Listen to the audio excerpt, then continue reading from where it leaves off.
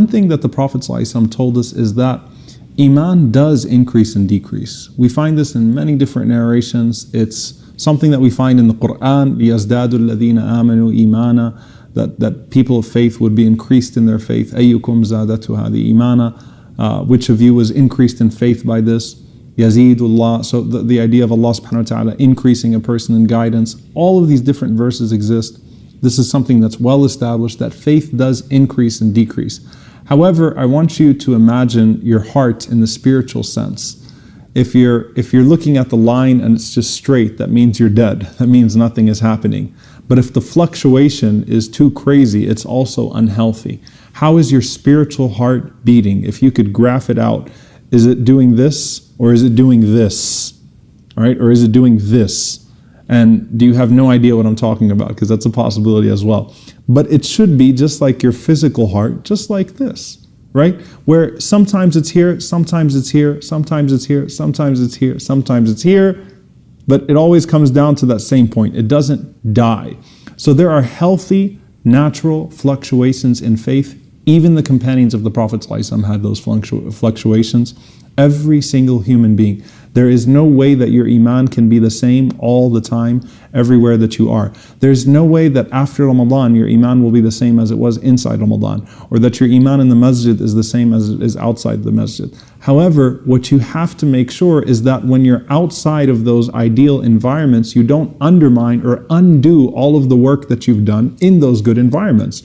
So Allah subhanahu wa ta'ala gives us this beautiful, powerful example, actually using something that the companions saw in Mecca.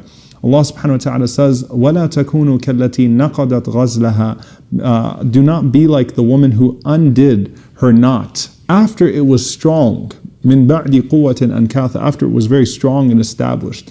There was a woman in Mecca that used to, she's referred to as a woman that used to, put together knots, and she used to sew. And then after she would put it all together and it was a strong knot, she would go there and then untie everything that she did. She would undo all of her work. And the companions used to see her, and people used to call her a mad woman. Why do you put all that effort into sewing and tying these knots, and then as soon as you get there to a strong point, you then undo it all and then you start over the next day? So Allah subhanahu wa ta'ala says, don't be like that woman with your oaths. The oaths that you make to Allah, the promises you make to Him, and the promises that you make to the people. Don't undo your good work in times where you have low faith, or in times where you're not reaching your optimal performance. So for some people, that depression of Iman can be unhealthy because I set unrealistic standards for myself.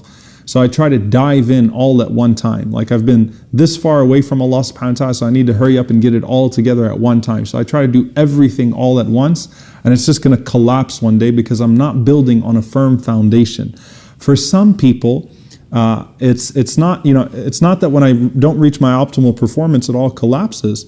It's that when I sin horribly, and when I do good deeds, I do amazing good deeds, which we said Iman is meant to be second, it's meant to be settled. So it can't be that crazy. So the Prophet ﷺ, he tells us, إِنَّ لِكُلِّ عَمَلٍ شِرَّةٍ, that every action has its peak. وَلِكُلِّ شِرَّةٍ فَتْرَةٍ, and every peak has its low point. فَمَنْ كَانَتْ شِرَّتُهُ إِلَى سُنَّتِي فَقَدْ اهْتَدَى. So whoever has their peak in accordance with my sunnah is guided. وَمَنْ كَانَتْ فَتْرَتُهُ, and whoever's low point is to other than that, إِلَى غَيْرِ ذَلِكَ فَقَدْ هَلَكَ, then he has perished, then he will lose everything.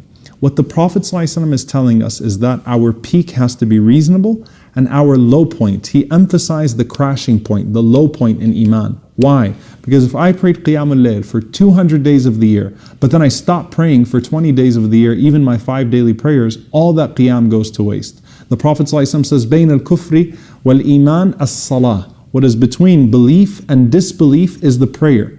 So if I'm doing amazing things in Ramadan, but then I completely neglect it after that, what's the point? Where did it go? I'm just undoing the strong knot that I had. So the Prophet ﷺ emphasized the low point, not the high point. Allah won't punish you if you're not doing extra voluntary good deeds. Allah will only hold you accountable to your obligations.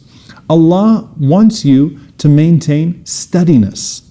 So He emphasizes the low point. what is my low point? What is my fatra?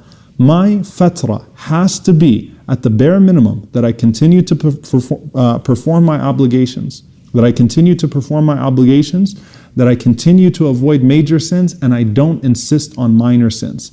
If all I want to do is just pray my 5 prayers, and don't ever underestimate, get back to basics, don't ever underestimate how valuable it is to Allah that you're just praying your 5 prayers. Sometimes your Iman has to be on autopilot.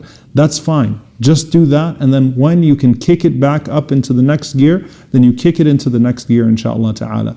But never allow your crashing point, your fatra, to go to a point where you're going to undo all of the good that you have done. So the Prophet ﷺ once again said, keep your peak reasonable, so don't aim so high that it's unreasonable. And he said ﷺ that focus on the crash, the low point. Faith will increase and decrease. Keep it healthy. Keep your 5 prayers, keep your obligations, avoid the major sins, and do not insist on minor sins. That way your Iman will remain intact until you are able to develop it and take it to the next level again, inshaAllah. Jazakumullahu khairan. Wassalamu alaikum wa rahmatullahi wa barakatuh.